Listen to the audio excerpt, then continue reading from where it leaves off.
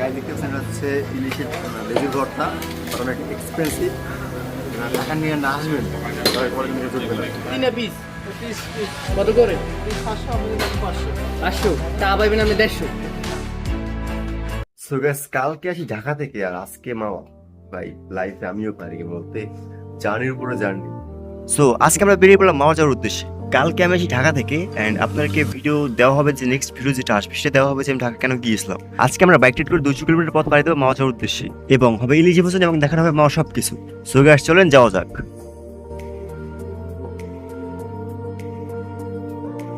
So আমরা চলে এলাম গোপালগঞ্জ, আর এটা হচ্ছে আমরা গোপালগঞ্জ থেকে আমরা ফুয়েল নেব। গাড়িতে আমাদের 4টা গাড়ি আসছে এখানে, আর আমরা ছিল 8 জন। তো আমরা এখন যাবো গোপালগঞ্জ থেকে ডাইরেক্ট নড়াইল, অ্যান্ড নড়াইল থেকে আমরা যাবো মাওয়া এবং আপনাদেরকে শেয়ার করবো সম্পূর্ণ অভিজ্ঞতা। সো গেছে আমরা চলে আসলাম কিন্তু অনেক দূরে আর কি, এটা হচ্ছে গোপালগঞ্জ মুকসিদপুরের ভিতরে। আর এখানে আমরা এসে দেখলাম একটা অ্যাক্সিডেন্ট। তো অ্যাক্সিডেন্টের কারণে কিন্তু এখানে অনেক ভিড় লেগেছিল, আর অ্যাক্সিডেন্টটা করছিল একটা ট্রাক অ্যাক্সিডেন্ট করছিল। তো অ্যাক্সিডেন্ট করার সাথে সাথে আর কি একটা যে স্পট ডেট আর কি, যে ট্রাকের হেল্পার ছিল সে কিন্তু মারা গেছে, আর যে ট্রাকের যে ড্রাইভার সে কিন্তু হাসপাতালে ভর্তি আর কি। তো দেখতে পাচ্ছেন মানে কত মর্মান্তিক একটা অ্যাক্সিডেন্ট, মানে ট্রাকের অবস্থা পুরোই শেষ। তো যারা বাইক রাইড করেন অথবা যারা কার রাইড করেন হাইওয়েতে অথবা রাস্তায়, তারা অবশ্যই সাবধানে রাইড করবেন। সো গেছে আমরা চলে আসলাম, এটা হচ্ছে নড়াইলের যে একটা ব্রিজ আছে কালনা সেতু অথবা মধুমতি সেতু নামে পরিচিত, সেই ব্রিজের ঢালে। তো এখন আমরা চলে যাবো ডাইরেক্ট, দেখতে পাচ্ছেন এটা হচ্ছে কালনা সেতুর ঢাল, অ্যান্ড ঢালটা কিন্তু অনেক বড়, আর বাংলাদেশের ভিতরে কিন্তু অন্যতম সুন্দর একটা সেতু এটি। সো গেছে দেখতে পাচ্ছেন আমরা কিন্তু চলে আসলাম কালনা সেতুতে, আর সেতু কিন্তু অসাধারণ সুন্দর একটা সেতু, চোখ জুড়িয়ে যাবে দৃশ্য দেখলে।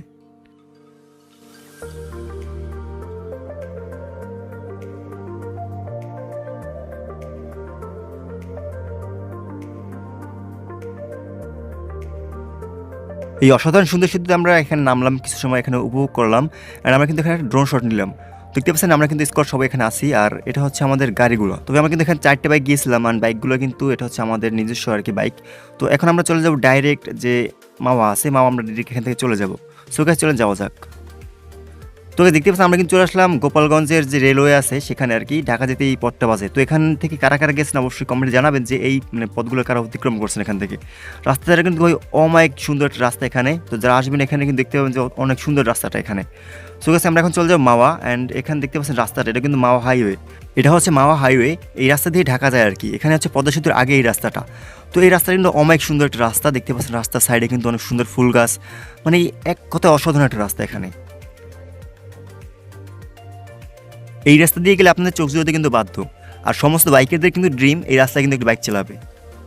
সো গাইস আমরা কিন্তু চলে আসলাম পদ্মা সেতু, দেখতে পাচ্ছেন এটা কিন্তু মানুষের স্বপ্নের পদ্মা সেতু, আর এখানে কিন্তু অনেক ঘটনা ঘটেছে, তো সবাই আপনারা জানেন। সো আমরা কিন্তু চলে আসলাম পদ্মা সেতুতে, বাট আমাদের কিন্তু হেলমেট নাই। তো এই কারণে আমরা যে টোল প্লাজা থেকে আমরা ভিডিও করতে পারি না, এই কারণে আমাদের হেলমেট ছিল না, অ্যান্ড আমরা অনেক কষ্টে এখান থেকে ঢুকতে পারছি। তো আমাদের হেলমেটটা আর কি ভুলে রয়ে গেছে, এই কারণে আনতে পারি নাই।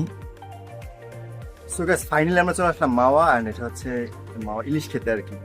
তো এখন যেখানে ইলিশ আর কি পাওয়া যায়, ইলিশের যে রেস্টুরেন্টগুলো আছে সেখানে আমরা চলে আসলাম, এখন আমরা ইলিশ কিনবো অ্যান্ড খাবো। তো আপনার সব কিছু দেখাবো, সো লেটস গো।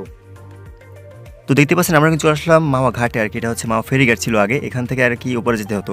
তো এখন পদ্মা সেতু হওয়ার কারণে কিন্তু এখন আর সেই কষ্টটা করা লাগতেছে না। তো আমরা কিন্তু এখানে চলে আসলাম, এটা হচ্ছে কিন্তু ইলিশ খাওয়ার মেন স্পট, এখানে কিন্তু সবাই ইলিশ খেতে আসে। তো দেশের বিভিন্ন প্রান্ত থেকে কিন্তু এখানে ইলিশ খেতে আসে, তো আমরাও চলে আসলাম এখানে। অ্যান্ড এখানে কিন্তু বিভিন্ন রিসোর্ট আছে, বিভিন্ন রেস্টুরেন্ট আছে, অনেক সুন্দর সুন্দর রিসোর্ট আছে, তো আপনারা সেখানে চালিয়ে যেতে পারেন। তো আমরা কম খরচে খাবো সেই জন্য চলে আসলাম যে একটু নর্মাল প্লেসে।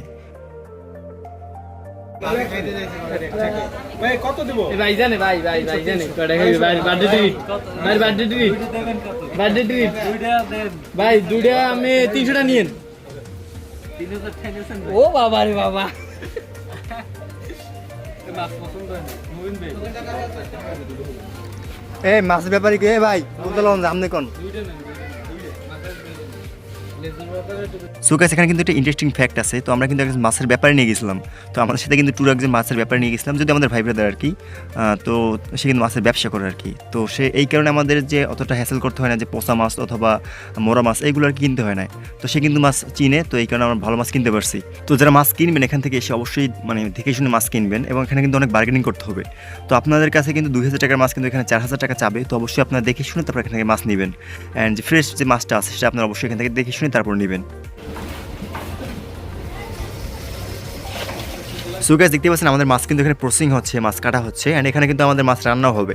তো এই রেস্টুরেন্টে আমরা এখানে আসছিলাম, আর রেস্টুরেন্ট নাম হচ্ছে চাপ সামলাও রেস্টুরেন্ট। তো এখানে চাইলে আপনারা আসতে পারেন। তো এখানে কিন্তু বাইরের ব্যবহার অনেক সুন্দর। তো এখানে কিন্তু আমাদের মাছটা রান্না করা হবে এখানে। তো দেখতে পাচ্ছেন এখানে কিন্তু অন্য একজনের মাছ রান্না করা হচ্ছে, আমাদের কিন্তু এই সাইডে মাছ রান্না করা হবে। তো আপনাদেরকে সব কিছু দেখাবো।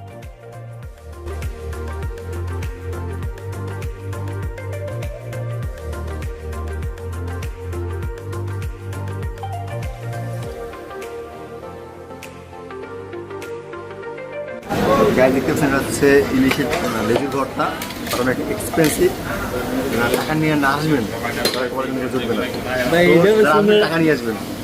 ভাই এইভাবে শুনেটা দিলেন ভাই, মাত্র 300 টাকা দিয়ে আর বিল মোর মাথায় ভাঙাই।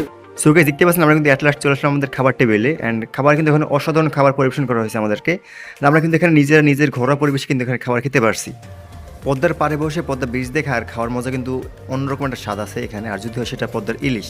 তো আপনারা চাইলে কিন্তু এখানে খেতে পারবেন। আর আপনারা যদি এরকম নদীর সাইডে যদি আপনারা রেস্টুরেন্ট নেন তাহলে কিন্তু অনেক সুন্দরভাবে উপভোগ করতে পারবেন আর খেতে পারবেন। সো গাইস এখানে কিন্তু খাবারের মান খুবই ভালো, আপনারা চাইলে এখানে আসতে পারেন। আর এই রেস্টুরেন্টের নাম হচ্ছে চাপ সামলাও। নামটা একটু অদ্ভুত নাম হলেও মানে রেস্টুরেন্ট অনেক সুন্দর, জায়গাটা আসলে অনেক সুন্দর। তো যারা আসবেন এখানে আসতে পারেন। তো পয়সা উসুল হবে আর কি এখানে আসলে। তো এখানে আমাদের বিল হয়েছে প্রায়, আমরা 8 জন আসছি। তো এখানে খাওয়া দাওয়ার বিল প্রায় 6000 টাকার মতো হয়ে গিয়েছে। মানে টাকা লাগে ভাই, আসতে হলে এখানে টাকা লাগবে। যদিও আসেন সমস্যা নেই, এখানে যারা আসবেন ঘুরতে অবশ্যই টাকা নিয়ে আসবেন। টাকা নিয়ে না মানে যদি স্বল্প টাকা নিয়ে আসেন তাহলে কিন্তু কোনো ফিল পাবেন না। আর আমাদের যে হোটেল আমরা খাইছি সেটার নাম হচ্ছে চাপ সামলাও। মানে এখানে যেখানেই আসেন না কেন মানে সবখানে আর কি প্রাইস লাগবেই, মানে সবখানে দাম বেশি আর কি। তো এখানে তাদের অনেক বড় সিন্ডিকেট চলে। তো কোনো এই যে ঘুরে আসছি এটা সম্পূর্ণ মানুষের কাছ থেকে ঋণ দেনা করে তারপর আইছি। তাহা আইজ আছে কাই নাই ভাই, আগে করতে হইবে, লাইফটাকে এনজয় করতে হইবে, এগুলো তো সবাই বুঝবে না। সো গাইস আমাদের খাওয়া দাওয়া শেষ, আর এখানে কিন্তু আমরা অনেক সময় এনজয় করলাম। অ্যান্ড আমরা এখন চলে যাবো আমাদের বাসার উদ্দেশ্যে। আমরা এখান থেকে 300 ফিট যেতে চেয়েছিলাম, বাট যাওয়া হয় নাই, কারণ অনেক জার্নি করছি। আবার ওই 300 ফিটের জার্নি এটা শরীরে আর কি মানবে না। তো যাই হোক আমরা এখন চলে যাবো আমাদের বাসায়। ভাই যাওয়ার পথে এরকম একটা অসাধারণ সুন্দর দৃশ্য আপনাদেরকে দেখাতে পারবো এটা ভাবি নাই। জাস্ট দেখেন, ওয়াও! এরকম মসজিদ কিন্তু বাংলাদেশে সচরাচর দেখা যায় না। অনেক সুন্দর একটা মসজিদ কিন্তু এটা, কিন্তু যে বাইরের যে রাষ্ট্রগুলো আছে মধ্যপ্রাচ্যে কিন্তু এরকম মসজিদ দেখা যায়। ভাই মসজিদটা কিন্তু এক কথায় অসাধারণ। এটা কিন্তু হচ্ছে মাদারীপুরের এই মসজিদটা অবস্থিত। তো এখানে আমরা আসলাম, অ্যান্ড এখানে কিন্তু কিছু সময় এনজয় করলাম। যে মসজিদ দেখলে কিন্তু এখানে সবাই দাঁড়াতে ইচ্ছে করে, ঠিক আছে। তো দেখতে পাচ্ছেন এটা কিন্তু অনেক সুন্দর একটা মসজিদ। তো এরকম সুন্দর দৃশ্য দেখা আসলে কিন্তু ভাগ্যের ব্যাপার। সেবার এখান থেকে আমরা লিফট করবো, আর এখান থেকে আমরা চলে যাব আমাদের বাসার উদ্দেশ্যে। তো এখন কিন্তু অনেক কিলোমিটার মানে পথ রাইড করতে হবে আর কি। তো এখন আমরা চলে যাবো, অ্যান্ড নেক্সট যে ব্লগগুলো আসবে সেটা কিন্তু আমরা যাবো পাহাড়ি এলাকায় যাওয়ার আমাদের প্ল্যান আছে। অ্যান্ড আমাদের পাসপোর্ট আসলে কিন্তু আমরা চলে যাবো বাইরে, আপনাদের দেখাবো, ভ্লগ সব কিছু হবে। তো গেছে আমরা চলে যাবো, অ্যান্ড দেখতে পাচ্ছেন মানে দৃশ্যটা হবে অমাইকের দৃশ্য। সো গাইস আপনাদের সাথে দেখাবো নেক্সট কোনো ব্লগে, নেক্সট কোনো এপিসোডে। So guys take care, bye, আল্লাহ হাফেজ।